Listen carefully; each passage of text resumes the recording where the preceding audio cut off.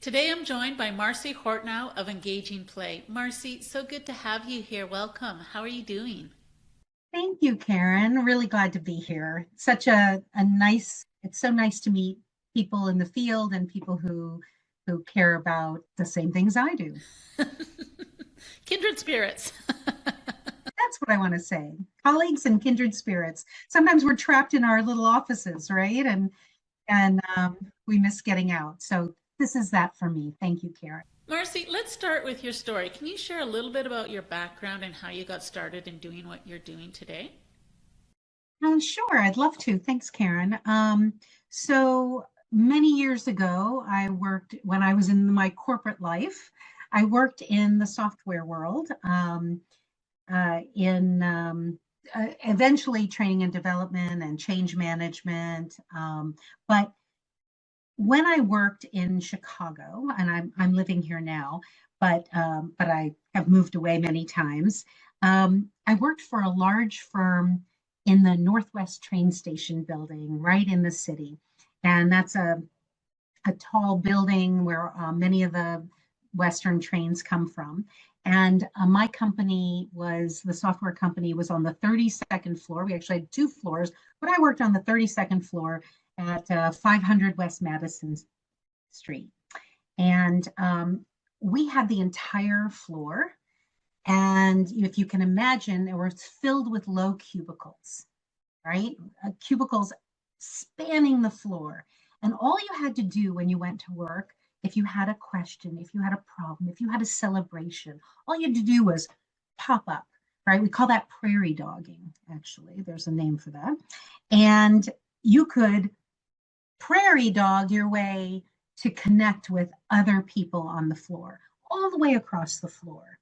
Um, and in fact, it was such a nice and supportive group because people would do that, that even at the end of the day, when you were on your way downstairs, down the elevator to the escalator to the train level, there were bars down there. And you would go down and you would connect with people in person, grab a drink before you went home on your train. And it was a really collegial group.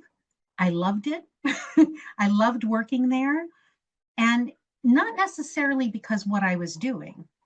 Sometimes it was real grunt work and it was difficult or challenging. I was actually on the help desk. It was an early part of my career.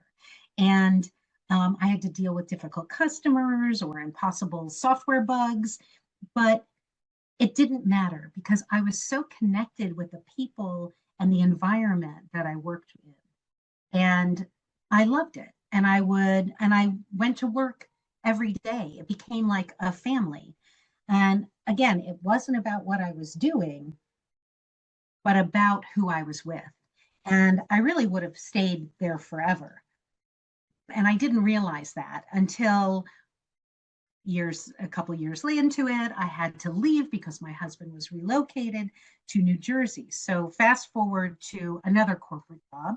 I was living in New Jersey, working for a Toronto-based company.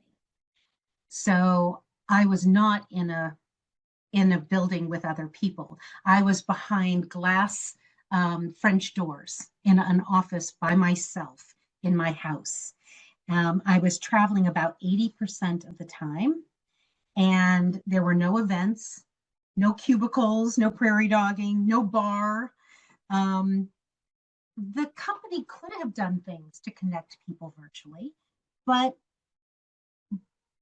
they did nothing to create a culture. And so I had no connection. I didn't really know the people that I was working with. I was on my own. If I had something to celebrate or I had a challenge, it didn't matter. There wasn't anybody to connect with. Um, and it got to the point that I didn't even really like my work. So eventually I left. Well, it wasn't until after I left that I realized the vast difference between those two environments. Um, and I know right now people are dealing with the exact same thing, right? They're disconnected, they're alone, they're unmotivated and uninspired. And I think that most companies and leadership think that it's the work that people do day to day that keeps them engaged. But I believe that it's more about the environment and the culture. And I know from that experience that it makes all the difference in the world. So that's why I design and facilitate creative culture creating events, ways for people who might be isolated to connect and get to know each other better, to develop a culture, an intentional culture, even if they're in their own spaces. Because you can do that. You can do that. And whether you're virtual or in person, it's possible to design an environment for a high performing team. So, that's really where I am right now. I think companies think that retention is about giving people the right work, and I'm telling you that that is not true. It's about creating an environment that people want to be in. I couldn't agree more. Yeah, I think that's beautiful.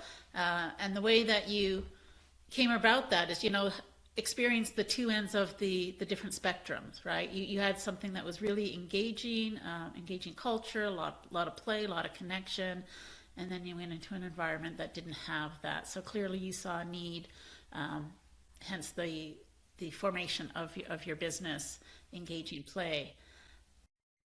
Yeah, that's what we do now, creating opportunities for teams to really connect and play together, get to know each other better. If you know who you are working with, if you know who they are as a human being rather than just a box on the screen, then you're gonna stay late to finish that or to help them, or you're gonna care about the quality of the work that's moving downstream to somebody that you know, right? It's so much more impactful. And again, if you want to keep your A players, it's about culture. It's about culture. That's why people leave. They leave for lack of connection. Even a slightly better offer will sound in like some opportunity. Yes, yeah. No, I can recognize that in my own journey, through my corporate positions for sure. So it took you a little while to get there, and but you did. And every journey sort of has its highs and lows, and I'd like to just talk a little bit about that. What's one of your biggest wins or proudest moments in that journey of building your business? One of my proudest moments was really happened, I think, during COVID when when team development work had to move into the virtual space and it was never more needed. And that was the beginning of this environment we're in right now. And I'm really proud that I was able to make that pivot very quickly, to pick up, the extra tech. I mean, I've always been on Zoom and those kinds of things, but to learn and apply facilitation tools that can be just as playful and impactful, even in a virtual space. Because now organizations are hiring outside of their geographic area. A lot of them have closed their offices. So how can we really have the same impact um, in culture building and connection building around problems that organizations are dealing with, like um, communication challenges, collaboration challenges, silos, disconnection, frustration, exhaustion, all the things that people go through and that teams suffer from, so they're no longer productive. Yeah, so I think I'm really proud of making that shift and doing it really effectively and finding the tools that will help me to do that. Yeah, and what a pivotal moment in time to be able to do that, because I think what you also saw, is that when we went virtual, that disconnect is even amplified more, right, than what you're seeing in office and in-person spaces. So your need, the need was even bigger than ever.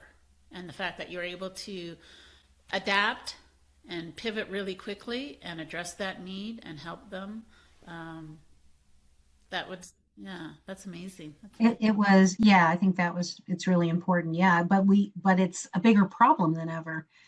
That they talk about the loneliness epidemic and the quiet quitting and the loud quitting, and how do we help teams become really productive and high performing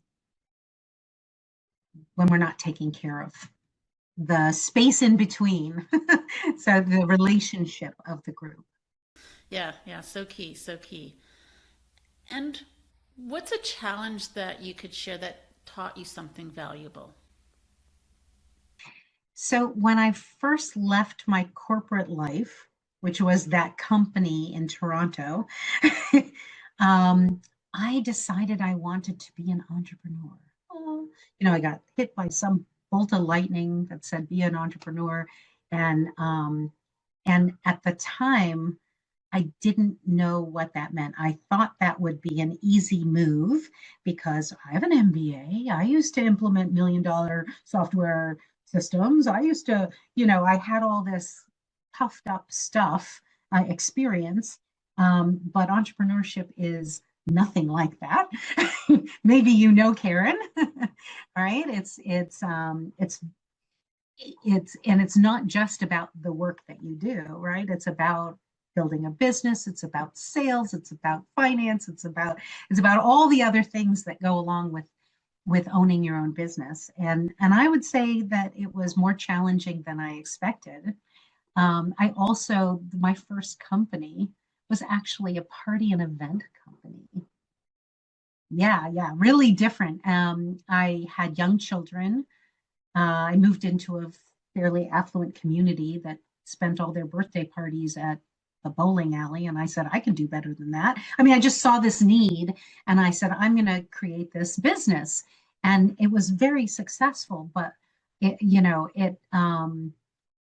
sometimes, just I got to learn everything I needed to learn about being a business owner so that when I moved back into the adult world, um, I could incorporate what I learned and the whole impact of play and engagement, which was absolutely a big piece of what I learned in that world, back into the adult world. And so it was challenging, and I was a little bit full of myself, and to figure out how to start a business and own a business and eventually sell that business, which is yay, really cool. Yeah, yeah. The only thing better than building a business is selling it. Yeah, for sure. I totally agree. The path of entrepreneurship is not for the faint of heart, and there are definitely challenging moments along the way, especially in the early days, but I suppose at all levels, right? Along the way, how did your definition or the way you showed up as a leader change as you go through this journey from, corporate employee to your first business to the business you're running now? How did that evolve? I think there are different elements that evolve as you move from one thing to another. I think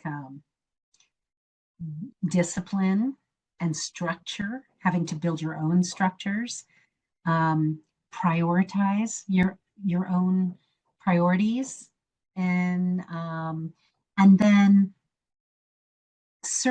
really being able to find and serve clients is a big challenge that has evolved. How do you not talk about what you do, but you talk about what they need, and make that shift. And it's not that you weren't doing that before, it's how do you talk about it.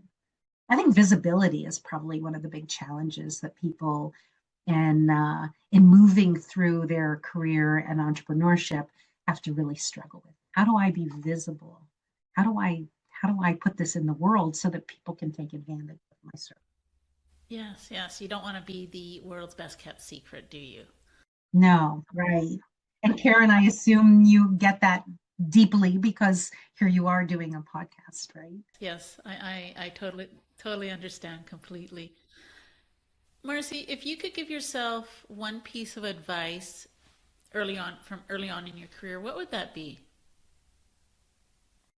Just to be proud of what you do, not be shy.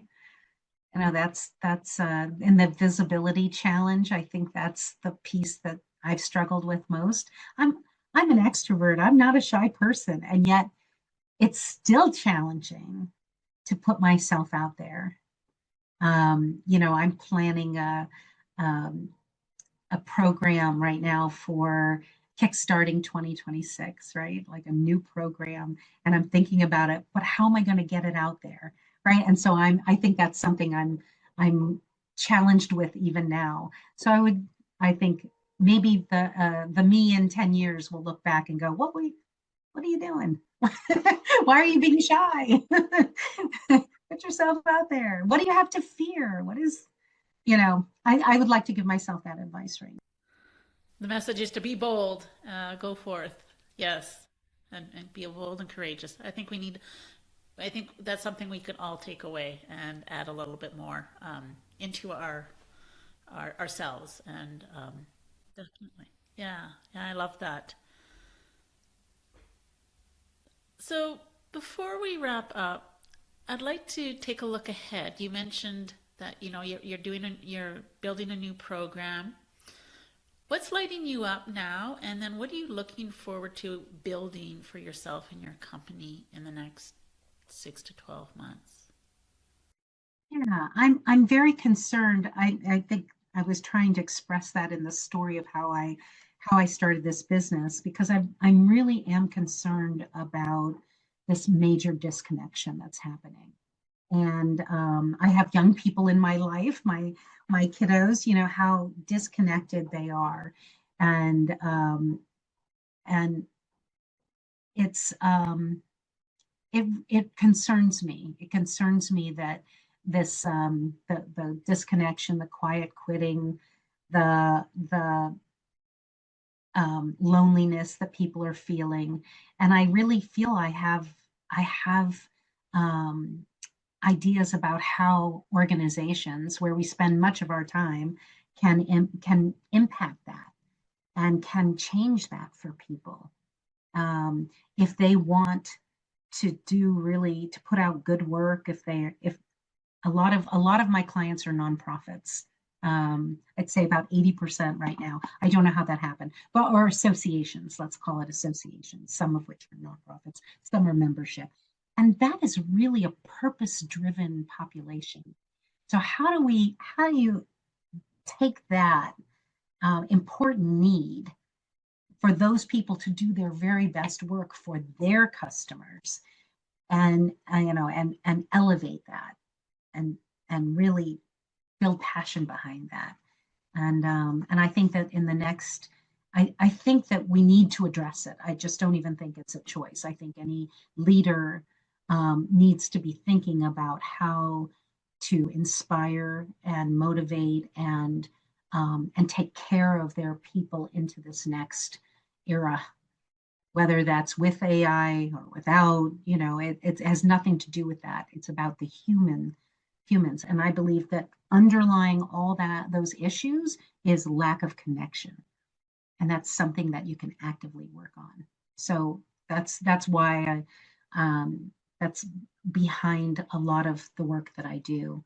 And I have a prescription that I'm talking about a lot, which is I think every organization should bring their teams together, whether that's a department or an entire organization, at least 4 times a year, period.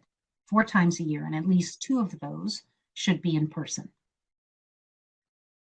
That is the basis of my prescription for dealing with lack of connection and engagement. Yeah, I know for myself, just the in-person connection that is so different than on Zoom or virtual.